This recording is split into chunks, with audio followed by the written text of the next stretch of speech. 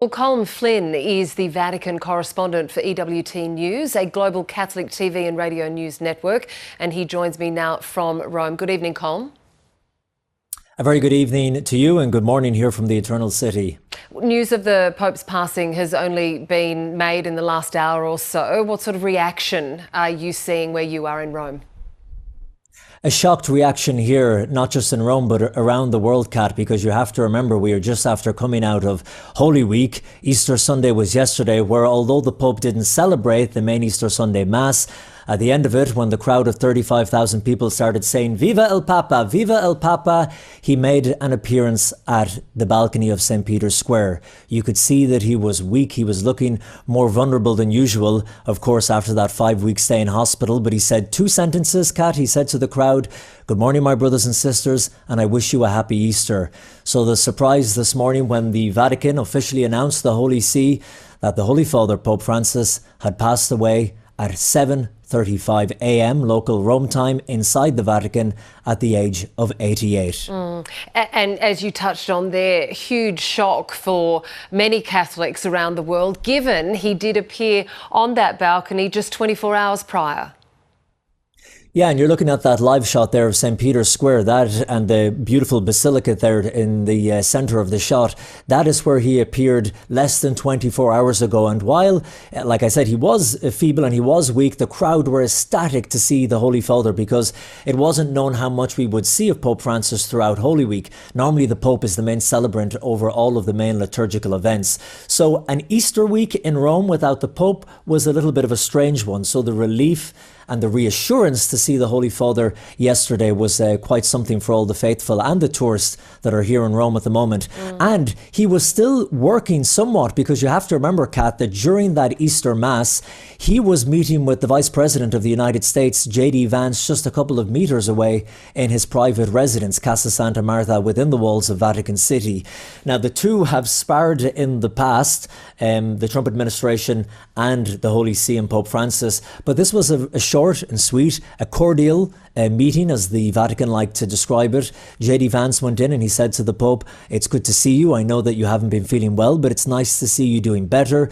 The Pope didn't say much in response, but he smiled. He gave him a blessing, and then he gave the Vice President a number of gifts. He gave him 3 Easter eggs for his children. He also gave him a Vatican tie, and then a number of sets of blessed rosary beads. And also these shots, I have to say, from yesterday of Pope Francis going through the crowd of the Pope Mobile, because after he was on the balcony, Kat, he surprised everyone even more when he got up onto the Pope Mobile and he made his way through the crowds of people in St. Peter's Square. And that was something that surprised everyone. So all of this, to get the news this morning that the Pope has passed, is a complete and utter shock. World leaders are making their tributes. We are standing by for the Australian Prime Minister Anthony Albanese to speak at 7 p.m. Australian Eastern Time. We will bring that to our viewers as soon as he does step up. But some of the heartwarming tributes that are coming in, the Dutch Prime Minister saying Pope Francis was in every way a man of the people. The European Parliament President says his contagious smile captured millions of people's hearts across the globe. What else are you hearing? Yeah, and Kat, you know, this idea of the papacy and capturing the hearts, I have been lucky enough to travel with the Holy Father, with Pope Francis, to countries right around the world. When I first took this job as a Vatican correspondent, one of my first trips was to the nation of Iraq with Pope Francis. No Pope had ever gone to Iraq before because it was deemed too unsafe. Pope John Paul II had tried to go in the late 90s, but the threat from militant groups there was just too great. Pope Francis was advised on a number of occasions not to make the trip to to Iraq because of ISIS, but he pressed ahead, and that was a powerful trip. After that, I travelled with him to places like Mongolia, to South Sudan in Africa, to Papua New Guinea last year. Remember, last year, even at an advanced age, even with that underlying health condition, even though he had to use a wheelchair most of the time, he still travelled to places like Papua New Guinea, to East Timor, to Singapore, to Indonesia. These were incredible trips, not just for the politics of everything and geopolitically and the impact that the papacy can have visiting other nation states, but you see the humanity of Pope Francis, the spirituality at work, him connecting with the most vulnerable and the marginalised. And since he became Pope in 2013, that's what his focus was. His first trip was not to a grand cathedral or to a wealthy country. The first trip when he became Pope in 2013 was to the island of Lampedusa off the coast of Italy, where migrants were washing up after trying to make the perilous journey from northern Africa. And that set the tone for his entire papacy. He wanted to go to where people were on the margins, to where he thought people were suffering and they were forgotten. He was an advocate for the environment. He was an advocate for including more people into the papacy and the Catholic Church that perhaps had felt excluded before, different groups, different minorities. And I think that will be one of the hallmarks of his legacy.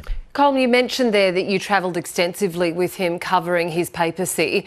Many people really only got to know him, particularly Catholics, through television screens or digital ways, or reading about him, never really got an audience at all with him or was able to travel to see him.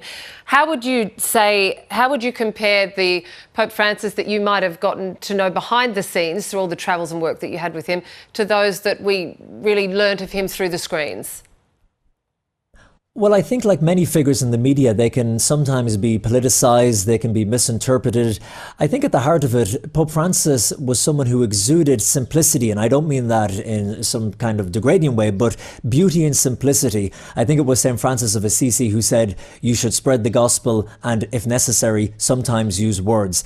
Pope Francis was a man all about the actions. For example, one of his first Easters here in Rome, he surprised everyone by washing the feet of not only prisoners, but of women as well. This was the Pope, the successor of St. Peter, getting down on his knees and washing prisoners' feet.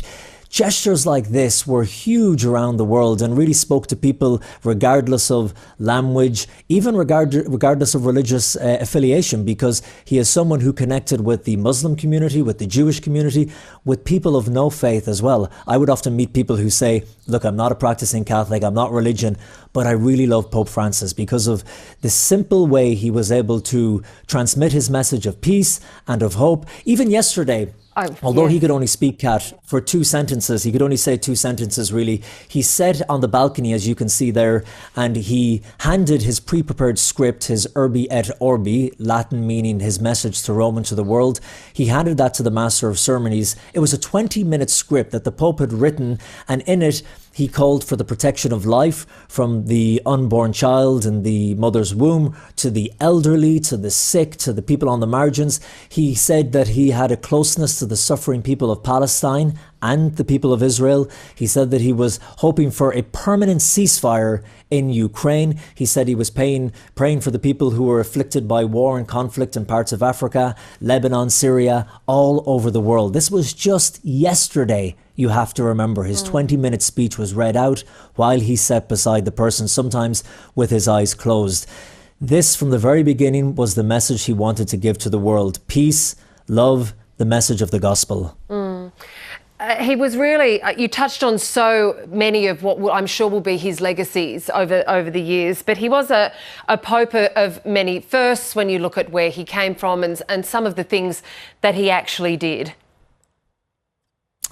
I was in Argentina, would you believe, just 2 weeks ago. I was in his home city of Buenos Aires making a documentary about the legacy of Jorge Mario Bergoglio, his name before taking Pope Francis. He was the Archbishop of Buenos Aires, the capital there. And I heard warm and beautiful things from all of the people that I spoke to about his legacy, about his life. And you know what? A legacy is in the eye of the beholder. It can be a mixed thing. Obviously, there will be people much smarter than I, biblical scholars and papal historians who will debate this for years and years to come. But even the people back in the slums of his city, the slums of Buenos Aires where he grew up, the beautiful things that they had to say about their memories of him coming to visit them when he was the powerful Archbishop in Argentina, coming to visit them in the slums. They were really beautiful things. And there'll be I'm sorry, you can hear the phone ringing here, Kat. Apologies for that, just because this is the biggest news story in the world at the moment. And as you can imagine, there are people calling from all over the world.